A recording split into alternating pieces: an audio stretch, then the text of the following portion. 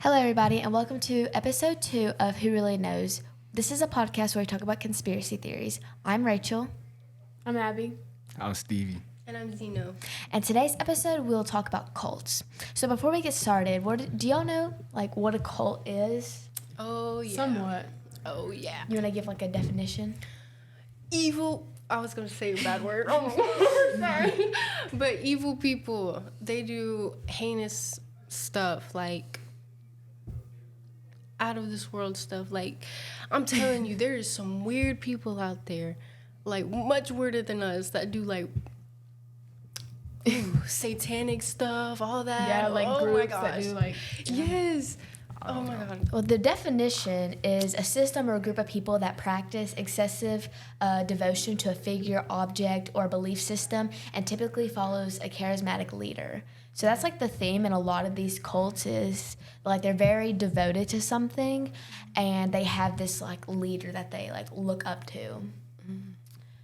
So I just picked a few, and if we have time, I'll go over an extra one. But I just picked 4 of the kind of more popular ones, and I just wanted to talk about that. So before we get started, I know you said, so what's your the one that's most interesting to you? For me, it's religious cults. Mm-hmm. Those I feel really are more intense, in my opinion. But that's really it. What about y'all? Yeah, I don't know that much about cults. Yeah, to be honest. Okay, yeah, I like the Slightly there. religious ones. Those Yeah. are interesting. right. Okay, so the first one that we're going to talk about is Heaven's Gate cult. So, have you heard of that one? Mm-mm. Okay, so this one, so it was the first well-known American cult to use technology and the internet to recruit its members. So this group also made its money by designing web pages. And Heaven's Gate was founded by Marshall Applewhite and Bonnie Lou Nettles, and they went on to call themselves Bo and Peep. Ooh. So yeah, they are Bonnie. obviously very odd. Yeah. All right. So they preached that the end times were near. And I feel like that's a theme with a lot of these cults is they always want to talk about the world ending. Mm-hmm. And so they want to scare their followers into believing what they're preaching. Yeah. And so members of Heaven's Gate spent months following a particularly extreme version of the master syrup, which the group believed that its members could be beamed into the next level in their living bodies via an alien spacecraft. So they basically thought that aliens were gonna come and take them away to their next level of life. Okay. And so and a lot of people, I feel they would be well, who would believe this? But Oh, you'd be surprised. they get You'd be brainwashed. surprised. It'd be some random guy coming up in here and talking about something that just seems crazy. He's tomorrow we're all gonna die, so y'all have to listen to me. I mean, I'd be a little wait. Hold on. Hold Maybe I up, should. maybe I should. Yeah. But then sadly, in the mid '80s, the Nettles, though I think Bonnie, she died of cancer, and so her husband decided to change his philosophy. And so this philosophy was to climb to the next level of existence, death must be necessary. So they were saying that to go on to this next level of life or whatever, that they had to die. And so on March 26, 1997, the dead bodies of 39 cult members were found. 39. So basically they were murderers? They had timed their suicides to the passing of Hale-Bopp comet, behind which they believed a spacecraft was traveling. So basically, he convinced them to all kill themselves, and that was their next level, going into the next level, because they thought that with this, there's this comet that was passing, and so they thought that the aliens were, that they believed in were gonna come, and with that comet, and if they were to, off themselves, that they would move on to that next level. I know they're so mad right now. They're just I'd in be the so afterlife, mad if just somebody that lied to me, bro. liar. Ooh, when I get you. Ooh. So the chief medical examiner for the San Diego County said that the suicide seemed to be a result of mixing drugs with vodka and suffocations with plastic bags over their heads. And then during the autopsies, the authorities found that some of the male members have been castrated and that they were not recent. Oh, wow. And a reporter that infiltrated the group said that the head leader, the Applewhite guy, believed that word would make platonic relationships easier because the cult had strict rules about, like, you know, having intercourse and all that. Yeah. And in 2020, they reported that there are still 4 remainder followers of this cult. So 4 people out there still follow this and believe in it. And still practice. Clever. So that was Heaven's Gate. That was just kind of like a basic overview. And so, you know, y'all are also welcome to go and, you know, get a deeper dive. But that was just like the basic of that. So this next one, I really am interested in. This is the Manson family cult. Have y'all heard about this? Yeah. So this one had some messed up stuff happen. Here we go, dig in. So by the end of summer in 1969, the Manson family, led by now infamous cult leader Charles Manson, had killed at least 9 people, and they were suspected of 35 murders total, but that's not confirmed. And they plunged the country into a state of terror that likely inspired to the satanic panic of the 80s and the 90s. And so that was like a big thing, the satanic panic. Like that was, a lot of people believed like that there was all these people like worshiping Satan, and that they were and it was just like a big panic, and it was scary times. So I definitely am glad that we are alive where we are, and we don't have to go through that. So in the months leading up to the summer murders, the Manson family held his house followers and this like Spawn movie ranch. That's where like they lived in like a community. It was like this big community. That's why they called them the family, because there's like this just big family, and they they live communally. Manson traded room and board with the ranch owner for like favors from the females that were there. If y'all get it, what I'm saying. So a narrative that took hold of the Manson family murders spree was motivated by the Mansons' desire to start a race war. And yet it appears that the killings were also born in part from the Mansons' rage at being rejected from the Hollywood stardom he sought. So like wasn't he a singer, right? Mm-hmm. Yeah, so he was like a singer, and he wanted to become famous. But Hollywood was like, no, dude, like, you're not allowed to be here. Like, you're not famous enough for us. And so he got really mad. And so he basically, that really got him, like, angry. And so basically he, like, with his followers, like, it was mostly young women, too. And he took a few of them, and he ended up going to, like, this, like, famous people's houses and killing them. Okay. And so basically, so back to the stardom that he sought. Terry Melcher, a record producer that he had at one point, had been trying to help Manson get a record deal. After Manson increasingly erratic behavior, Melcher distanced himself. He used to live in the house where the Mansons where he instructed his followers to kill everyone inside, resulting in the 5 murders. And at the time of the murders, Manson knew Melcher didn't live there anymore. But Vox reported that Manson seemed to have the house fixed in his head as a fixation of Hollywood itself. So he just like thought that house where all these people, these like famous people were living in, was Hollywood, and he was gonna like get revenge. Because everything had been denied for him. So among the 5 people that were killed was pregnant Hollywood actor Sharon Tate and Foggers coffee heiress Abigail Foggers. And the next night, the Manson family added 2 more victims to their list. After a 1971 trial, Charles Manson was convicted of 7 counts of first-degree murders for these killings. Though the Manson wasn't present at the night of the murders, he was considered to be the driving force behind them, which led to his conviction. He spent the rest of his life in prison, where he died in 2017 at age 83. The Manson family murders continue to be some of the most,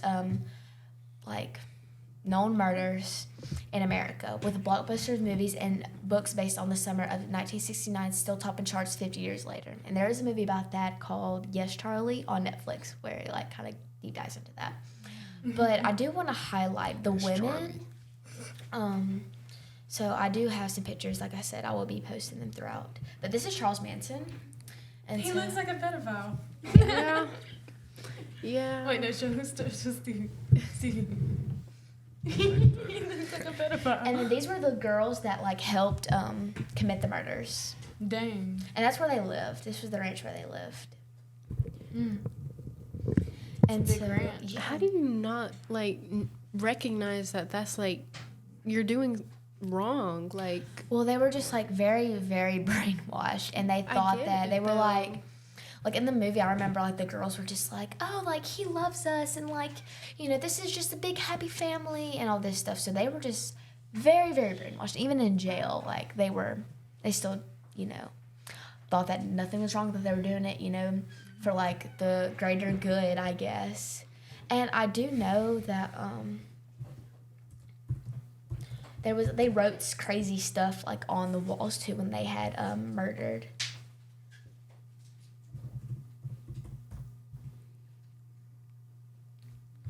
It was like they wrote something. It was something about a pig, I feel like.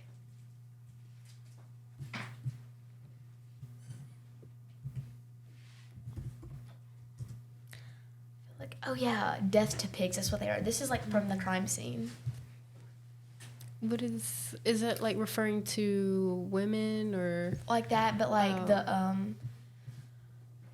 the Hollywood and like they were like pigs and something like that. Because that's why they're like that whole like thing was the rage toward it. So, what do y'all think about that one? I can't. I don't even know. It makes me wonder, like, how many celebrities that we know of have something going on like this, and like it's just like swept under our noses. Scary. But I find it like more sad about the Sharon Tate because she was Right. pregnant and she never got to have her baby. She really wanted one, Right. and I feel like that's just so sad. Anyways, all right. So this next one, my mom really is interested in this. It's the Branch Davidian cult in Waco, Texas. I don't know. Have y'all heard about that? Nope. It sounds interesting. So basically, there's this guy, David Koresh, and basically he ended up having like this siege for like a few days. I think we'll get into that in a little bit, but with like the police, where they had like this standoff for a few days, and then he ended up like committing like a mass like suicide/murder in his like little cult area, and like set like the whole place on fire. Like, this whole like Why is compound. everybody a murderer? That's just a lot what happens in a lot of these, because they know that they're doing wrong, and when they are going to get convicted for it, they ended up killing themselves or killing everybody else with them, or they disguise it as like, oh, like we're going, this is for like the good, this is what God wants, or whatever like they believe in wants. Okay. And like, so within the walls of David's Crush Branch Davidian compound in Waco, Texas, what he said was law. He claimed that he was the Messiah and he was spoken to by God. According to the Texas Monthly, he assured his followers that God was guiding him to have intercourse with him, with the young women. Oh. And a lot of them were young, like 12 years old. Like, I mean, he had a bunch of, like, any women that was in there, like, had to be with him. And, like, the guys, like, the husbands and stuff, just, like, I'm pretty sure he was married to, like, a lot of them, too. Like, he had a bunch of wives, a bunch of kids. A bunch of 12-year-olds. Oh. There was some. There's some young ones. I mean, it was crazy. That's but he said nasty. that God guided him to do it, and that was like his calling. That's what he was supposed to do. Boy, those are your thoughts. Like, stop. He also enforced among the men in the cult to all earthly marriages were annulled, and the women, all the women belonged to Koresh. Plus, he told that the apocalypse was coming. So again, he told them that the end was near, and he also he married all these young women. And that since the end was near, that they must be prepared for Armageddon. As an offshoot to Seventh-day Adventist, I'm not sure how to say that, but who hold that Jesus is the second coming to a minute. The British Davidians, they were a group founded decades before he became the leader, and primed to believe the end of the world. So like this whole like religion was just about the end of the world, like teaching about what to do and like that it's near. Dang. And so kind of the end did come for them on February 28th in 1993, where the Bureau of Alcohol, Tobacco, and Firearms executed a warrant to search the Waco compound on the suspicion of illegally stockpiling weapons. Because, like, they believed that the end was near, so they were, like, stocking up to, like, fight, basically. Mm-hmm. So they had all these weapons. And so this resulted in a 51-day standoff, and a combination of gun violence and fire left around 77 people dead. So it was a big standoff with the police, and they were going back and forth, and like the men of the cult were firing back with the police, and it left off until like it just bursting into flames. Like here's Oh wow. And that was the David Koresh guy, and that was him teaching. There's still videos like online of him like teaching, and you could like watch it. It's insane the stuff that he like believed and like what he would teach to these people. But yeah, the biggest thing was like the standoff with the agency and everything. Like he and it killed all those people inside, and like even like and I feel bad because there's a lot of kids in there too, and they all died in there with him. Mm-hmm. So it's still debated whether the British Davidians or the ATF agents started the fire that was on the compound. But for years after the infamous Waco standoff, some of the members of the British Davidians continued to worship in a church built on the building's remains. So some of them did survive, yeah. But because they were like jumping out the windows and stuff, but they continue to follow these teachings after. But there is some people that like escaped, like, you know, that got away from the cult, and there's documentaries about like what they went through in that, and they'll tell like more in depth and stuff. But like that one to me is a crazy one. Mm-hmm. Yeah, that's very crazy. And so this next one is the People's Temple church cult, and so this one has like, have y'all ever heard of like that saying about like don't drink the Kool-Aid? Mm-mm. It's like this like saying, but it comes from this cult, and so basically. Jim Jones is like the leader of this cult, and he became synonymous with a mass murder-suicide that left 909 people dead. He's also known in the 1950s as a civil rights leader. Jones and the church he founded, the People's Temple, were politically active and socially progressive. The charismatic church leaders seemed to be committed to a society full of racial segregation and poverty. Lost in many accounts of Jones' history and the fact that the majority of the people who joined his church were black Americans inspired by his sermons of racial equality. So in August of 1977, there was like a financial like fraud that like a physical abuse that like that was going on in this cult, and he invited his congregants to move to what he promised would be utopia, which was Jamestown, and it was a community dedicated followers in the jungle of I don't know how to say that. Guyana? I don't know. Guyana? But once they were in Jamestown, Jonestown? Jamestown. I was gonna say it's not Jamestown. Oh, he named it after himself. That's so funny. Yeah. It's so funny. Imagine, that's crazy. That is definitely not utopia. But anyways, so he became increasingly erratic, partly due to the steady diet that he was consuming.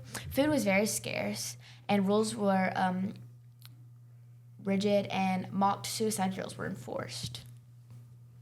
Like, what do you mean by suicide drills? I'm not too sure, but I'd Suicide assume drills. it's like kind of what you would think, like they had drills to like kill themselves? yeah. That's Basically. Why would y'all have drills to kill yourself? I guess like going through the motions of what to do, you know, whenever the time came. They had to kill themselves? That was part of like the religion. Crazy. one of the points. So this situation turned even darker on November of 1978 when the fact-finding visit from California Congressman Leo Ryan and a group of his aides and journalists came. As the group attempted to depart, so they were trying to run away, gunmen from the temple ambushed them on the airstrip. They fatally shooted Ryan and 4 others. The current gunshot wounds in the attack. The same day, Jones and more than 900 of his followers ended their lives in a mass murder-suicide. Approximately 300 of those died were children. The Congress chose, or they were forced, not really sure, to consume a cyanide-laced drink. Children were given the concoction through syringes, and Jonestown was the origin of the phrase "the drink and the Kool-Aid," and until 9/11 represented the largest number of American civilian casualties in a single non-natural event. Also, this is like a side note. They didn't actually drink Kool-Aid. It was actually Flavor Aid, so off-brand Kool-Aid, I assume that they drink. What is Flavor Aid? But they mixed that with like cyanide and stuff, and they killed themselves. Yeah, that's crazy. Yeah, that's crazy. So, You gotta mock me. do you think we have time for one more, or Not really. you don't want to talk on the crazy church cult with the lady? Hey, I mean, I guess. Yeah, let's do that one. yeah. Okay, so this one is one of my favorites.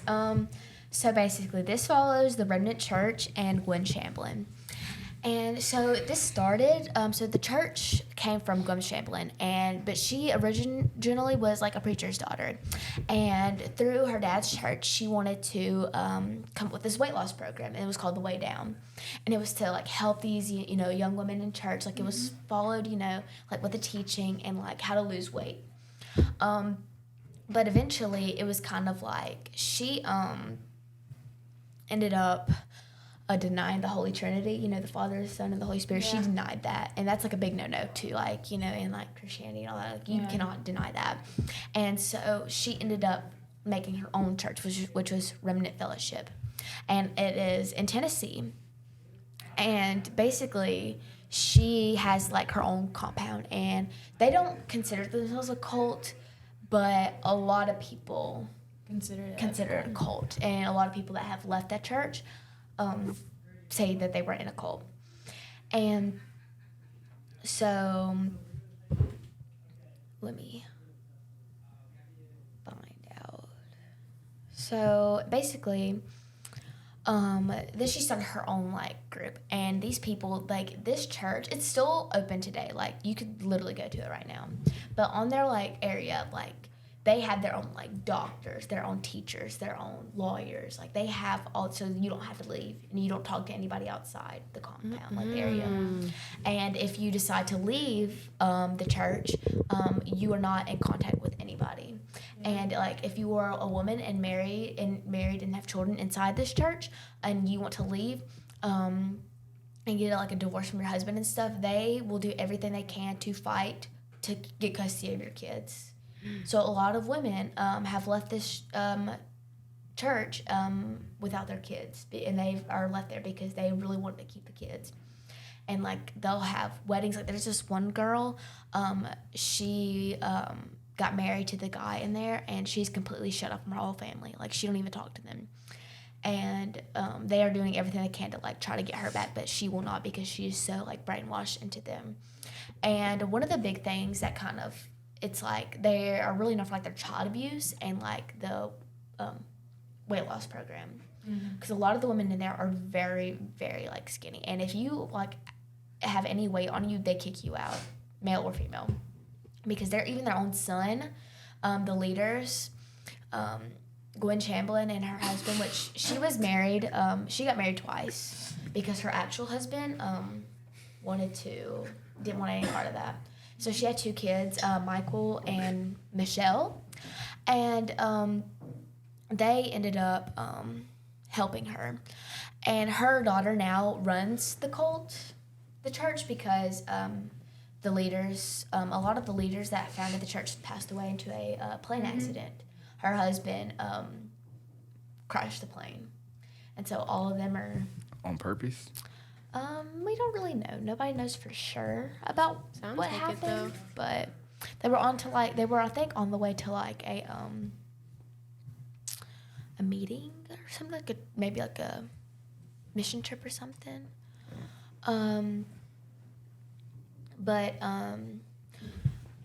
So, and then with the child abuse, so she had all these teachings, and she basically would tell all these kids, so they had to sit like 3-hour-long church services, and if they were not allowed to cry. If they cried, you got in trouble. And she even had told one lady to, you know, the glue sticks, but not like the ones that you put in like a glue gun, like the really long ones. Like she was telling them to like beat the kids with it, and like one of the guys like testified and said that like he's like 2-year-old child, like because they were crying at church, and like he put them into a room with the Bible until they stopped crying. They can't even read yet. Like, And this one family from Atlanta actually went to jail, and then this was the first time the church went into like investigation. They've been like in investigation for a while, and this one was because the kid died, and they blamed it on the church teachings and said that like, oh well, Gwen told us to. She told us like that was supposed to happen. Yeah. And like he had like brain damage, and they put him into like a trunk and locked him up in the trunk, and he died in the trunk. So a few things like that have happened.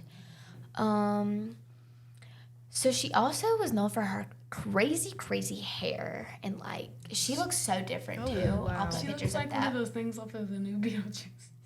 Yeah, she went through a lot of change, and a lot of people like really didn't know where that was like from or what warranted that. it's Also, uncanny. her daughter, I will put side by side pictures, or I'll put like 2 pictures up there of her daughter, and like she looks so like sick, and like it's so sad. Like I'll put that up for you. Probably plastic surgery. Like this was her daughter. You know, she just looks very old, even though she's not old. Mm-hmm. Okay, now. Okay, now. This is her brother, what he looks like now, and so he gained weight, and so they basically kicked him out the church, and like hid him away from everybody because you know their image is to be like really thin people, and you know he does not meet their image, and so you know they were like, oh no. And so their leader, so I'm just like on their website right now, and so this is like their website, and so it's very like, you know, it looks very happy. They look all like, you know, friendly, but you know, there is some stuff going on, but you know, we don't really know. No one really knows. But a lot of people that have left the cult, you know, say that Right, he's like fat. Hold on. He's like chunky. not really. Kind of. They I like. think not you're just skinny. looking at his He's face not shape. skinny. Well, I mean, if you look at all these women and stuff, I mean, they are pretty. They're not like, you know, they're pretty little. And one of the on the documentary, it's on HBO, but one of the ladies that had left, her husband literally had told her like, because she wanted like a Starbucks coffee, and he said either that day you can have the coffee or you can have food, but you can't have both. So like they're only allowed to eat when they're like they're, you know, you get the hunger pains, like they're only allowed to eat when that happens, and only eat till it stops, and then you can't eat no more. Okay, what if you just lie and just be like, I'm still hungry, like my stomach's still hurting? Well, they just are so like deep into that, like they'll do it. Like they don't want to break the rules because they'll have council sessions with the leaders, and it's like you don't want to get a council session from them. Intimidating. It's very Okay. intimidating. On that note. So yeah, it's very crazy. Oh, they'll also wear like all white to like the services. Like they'll dress up like in these they'll dress very nice and stuff, and it's actually, and they're also, and like they also have like their own like committees, and like they'll go and have like wedding services, summer camps, tutoring, homeschools. They also like build houses and all that, so like they have all their own like stuff. And so yeah, that's like, to me that was just like really interesting, and it's also just really crazy, and that's still going on today. And you could like live stream their stuff and everything. Like literally right here, you can literally like watch their services.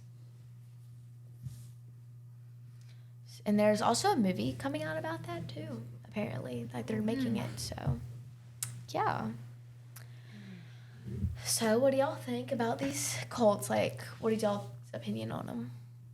They're harsh. Yeah, Like, like I Everybody didn't died. realize how bad it really is. Like, And I Everybody mean, gets killed in a cult, so don't there's get in a cult. so many different types of cults, and they're all over the world, not just in America. I mean, they're everywhere, and there's different types, and yeah, a lot of them, you know, are like that. So just be careful, you know, who you talk to, what you believe in, you know, be very careful.